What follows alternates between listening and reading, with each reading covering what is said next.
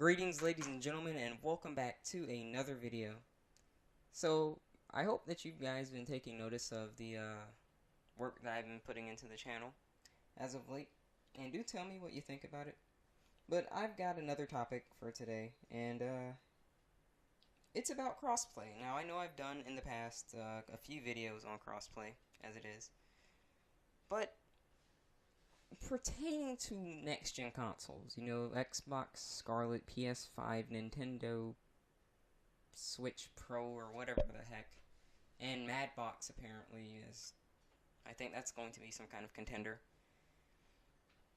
I haven't heard much on crossplay, and crossplay has been pretty quiet, but I've recently seen some kind of a video and an article stating where a game developer believed that crossplay wouldn't be a defining factor of next gen, and that kind of concerned me because it's like, so are you saying it's going to be common, and that's just going and next gen is always going to have crossplay, or is there just going to be no crossplay and that's why it won't be a factor? So in this video, I'm going to go through a few topics about why crossplay for next gen should just be launched. Like, not launched, but it should be available at launch. Okay. Let me go over a few topics. Number one, when you are limited to a single pool of gamers, you'll only fight the people that are on your platform, whether it be PlayStation, Xbox, or PC. When you allow crossplay, there's a huge difference, as now you have the option of engaging with another community to test your level of skill, and this will really help your skill as a gamer in terms of interacting with different communities. Because a lot of times, pro gamers, you're calling yourself pro, but you're only limited to you're limited to PlayStation, or you're limited to Xbox, or PC, because some players on console can beat PC players, believe it or not. So in this regard, you know, it's going to be beneficial as gamers, at least on the competitive side. Well, even on like the non-competitive side, this will better help people understand where they are as a gamer. You know, their level of skill compared to someone on another platform. This will better give you an understanding as a gamer who's probably aspiring to be competitive and pro, things like that. You'll see where you fit in, and you can compare the level of skill between all platforms to decide for yourself where are the best players and how do I stack up to them. And so that's topic number one. Okay, number two, which is the really big one, crossplay gives gamers the freedom to play on whatever they want instead of being forced to play on something that they may not care for. You know, guys, there's a lot of thought that goes into a system. When you're getting a system, I mean. You know, the thought of, is this system for me? Is the price good enough? Things like that. How's the services? But usually, what it comes down to is, what are my friends playing on? What are most of my friends playing on? And that's usually what ends up deciding your final choice. Because, let's be honest, if you were going to get a new console, and all your friends had a PlayStation, and you hated PlayStation, but you knew that if you got an Xbox, you wouldn't be able to play with your friends, what are you probably going to get 9 times out of 10? The PlayStation. Well, in this case, you won't have to worry about that, because we, as gamers, will have the freedom to play on whatever the heck we want and still be a part of each other's gaming lives, I guess.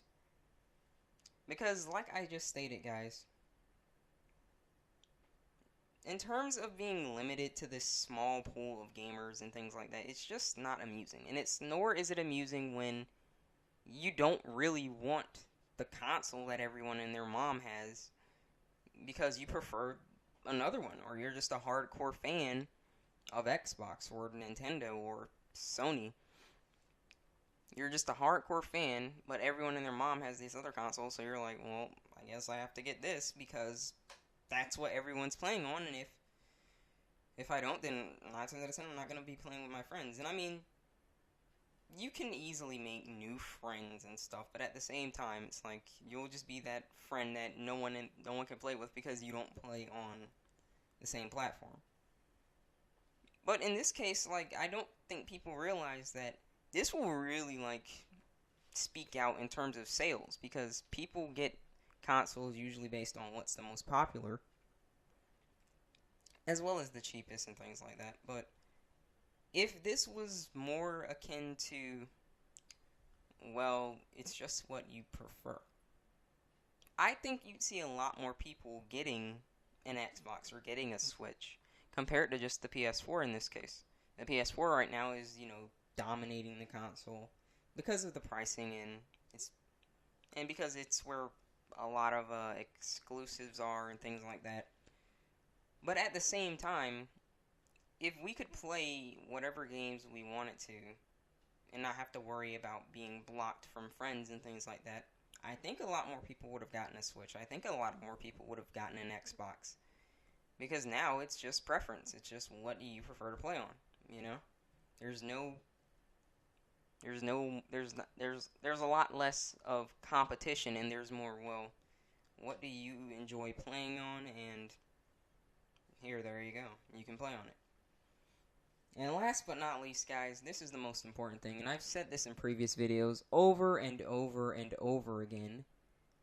It keeps the player base larger. This is really, really important for small indie games, as well as, like, AAA titles. There are plenty of times where a game is released, and there's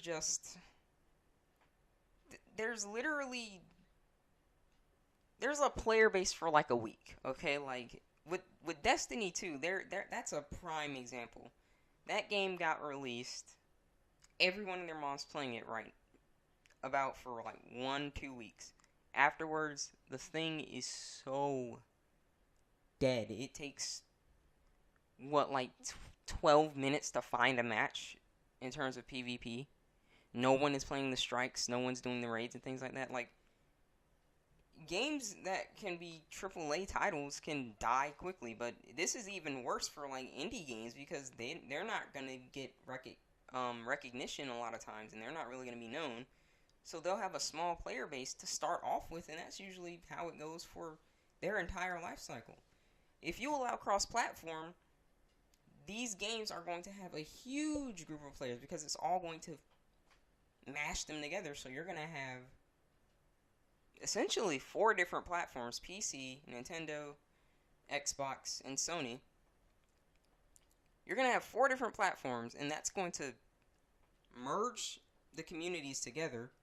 And the player base is going to be way more active now, and this is going to increase the longevity of games for a really long time, and you won't have to worry about buying a $60 title, and then the next day you're not able to get your money's worth because no one's playing it, and it's probably an online game, which is usually how games are being released now, like just exclusively online and things like that.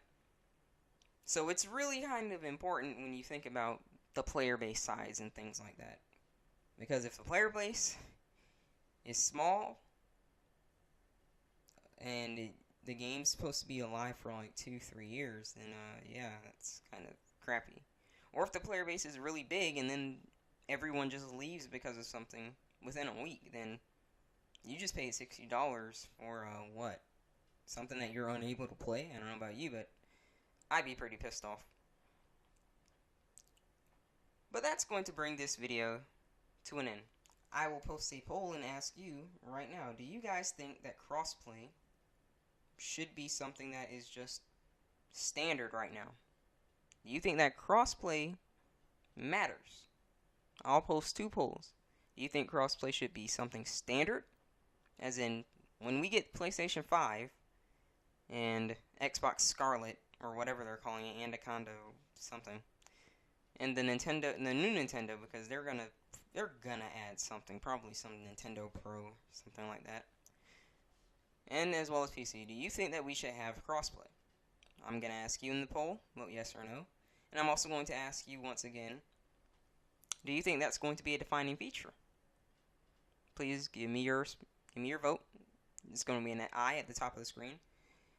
And now that this video is ending, I would like to ask all of you, if you are interested, please hit subscribe and the notification bell. There are plenty of ways that you can hit subscribe via the end cards on the channel that you are probably looking at right now, or the watermark, or just simply scrolling down. But if the only way that you are truly subscribed is to hit subscribe and the notification bell. I would also like to take this time to direct you to the end cards at the top of the screen, as that will direct you to another video of mine. Feel free to watch it, or another playlist if it is indeed there. As always, rate the video what you think it deserves. Tell me what you would like to see in the future in the comments below, and I will see all of you in the next video. Take care.